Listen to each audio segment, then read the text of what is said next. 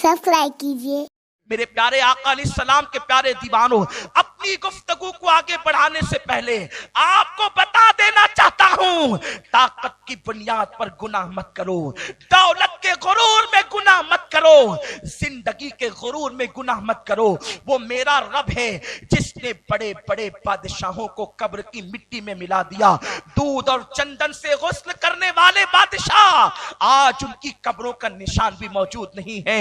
सरों के ऊपर सच्चे मोती के ताज रखने वाले बादशाह आज उनकी कब्रों पर कोई चिराग जलाने वाला नहीं, उनके महलात खंडरात में तब्दील हो चुके हैं। और सुन लो, ज़िना वो बदतरीन जुर्म है, शराब व शबाब वो बदतरीन जुर्म है, मौसीकी वो बदतरीन जुर्म है। इन जराइम का इर्तिकाब करने वालों को अल्लाह तबारक व तआला उस बदतरीन अजाब में मुब्तला करता है कि उनके गुनाहों की नहूसत सिर्फ उन तक महदूद नहीं रहती, उनकी औलाद तक पहुंच करके रहती है।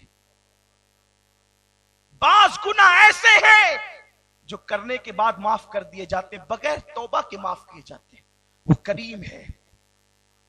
बाज गुनाह ऐसे उस वक्त तक माफ नहीं होते जब तक तौबा न की जाए, और बाज गुनाह ऐसे हैं जिसकी नहूसत सिर्फ गुनाह करने वाले को मिलती है, दूसरों को नहीं। और बाज गुनाह ऐसे हैं जिसकी नहूसत नस्लों तक बाकी रहती, और बाज नेकियां ऐसे कि जिसकी बरकतें नस्लों तक बाकी रहती। क्या तुमने नहीं सुना कि 2 यतीम बच्चों का खजाना खुलने वाला था, नंगा होने वाला था और लोगों के हाथ लगने वाला था, तो अल्लाह ने अपने 2 पैगंबरों को भेजकर उन यतीमों के खजानों को छुपाने का हुक्म दिया और वहां दीवार तामीर करवाई। क्या अल्लाह का पैगंबर दीवार तामीर करने के लिए आता है?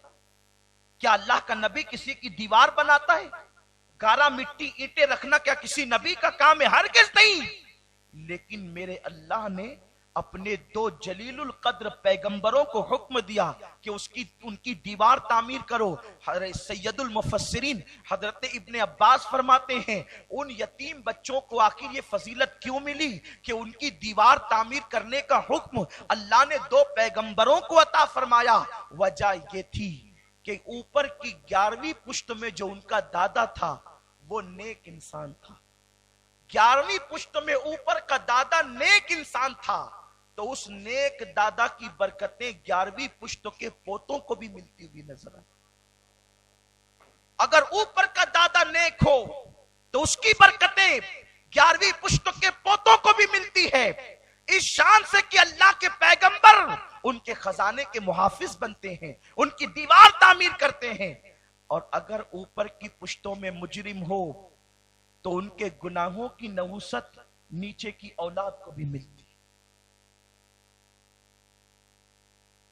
इसी हिंदुस्तान की सरजमीन पर कमोबेश 7 सदियों तक मुसलमानों ने हुकूमत की। तैमूर से लेकर बहादुर शाह जफर तक अच्छे बुरे बादशाह आए, अक्सरियत बुरों की थी, अच्छे बहुत कम थे। उन्होंने एक एक मर्द ने अपने हरम में 500-500 लड़कियों को रखा। अपने जिन्स की तस्कीन के लिए मुशरिक काफिरा औरतों के साथ उन्होंने शादियां रचाई।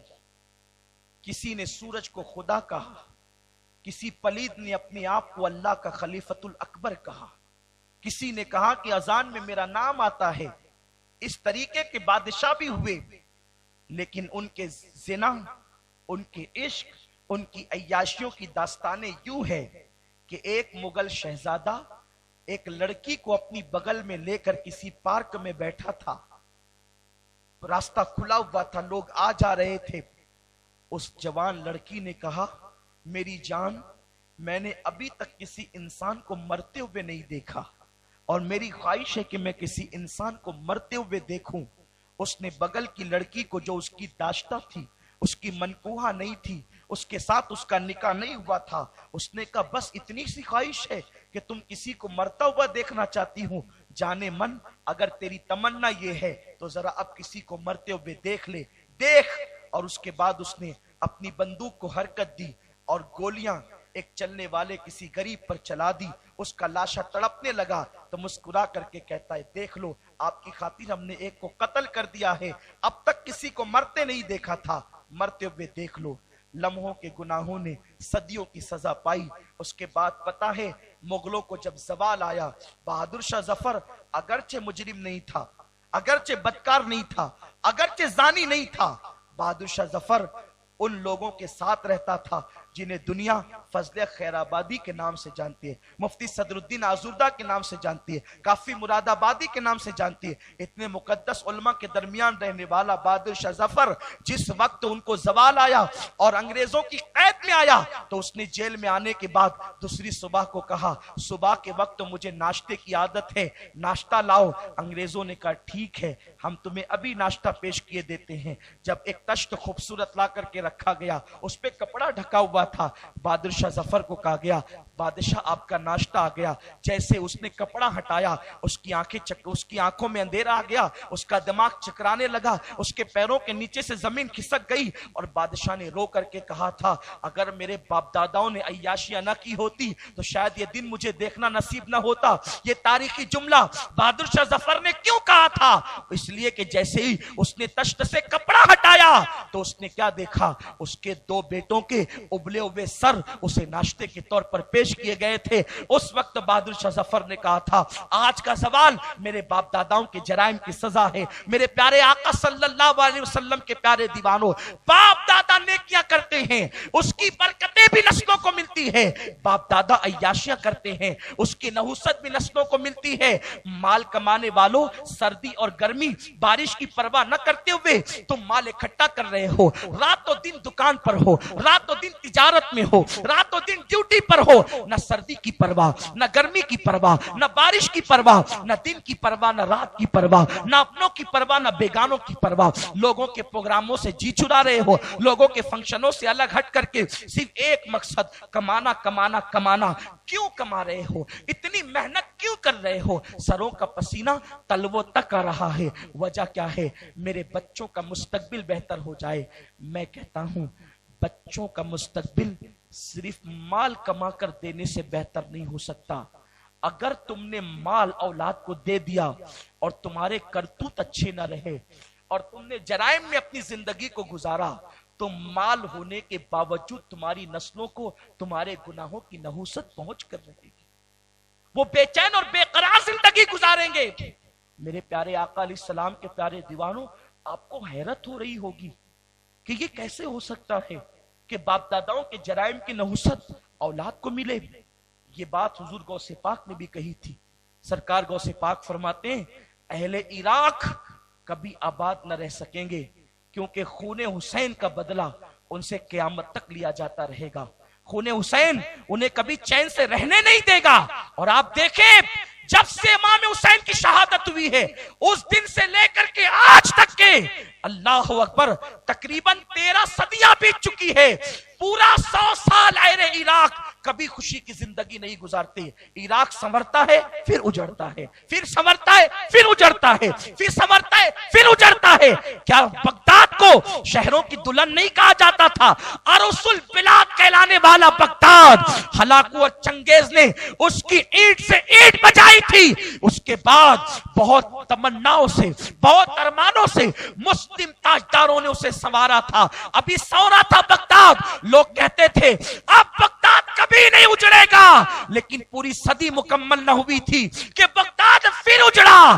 तख्तो ताज को फिर धूल चटाया गया, सरों से फिर गेंद खेली गई, दजला में फिर खून बहा। अल्लाह अकबर। जब जिस वक्त मौजूदा बुश का बाप उसने बगदाद और इराक को तबाह किया, फिर लोगों ने कहा था सद्दाम ने बगदाद को इतना संवार दिया है कि अब घरों के अंदर नल की टोटियां सोने की हो गई है।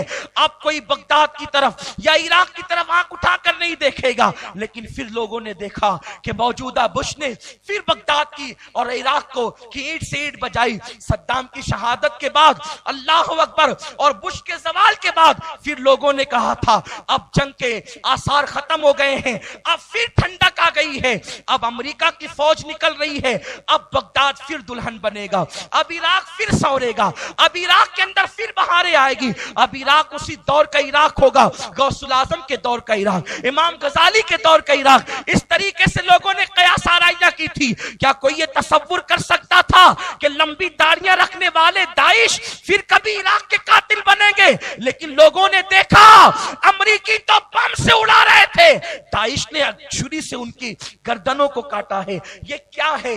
ये उनके बाप दादाओं की कमाई है जो औलाद को मैसर है। हालांकि हमारी हमदर्दी उनके साथ है, हमारी दुआएं उनके साथ है, लेकिन मिसाल देने के लिए अर्ज कर रहा हूं, बाप दादाओं के करतूत नस्लों तक के उनकी नहुसतें मिलती है।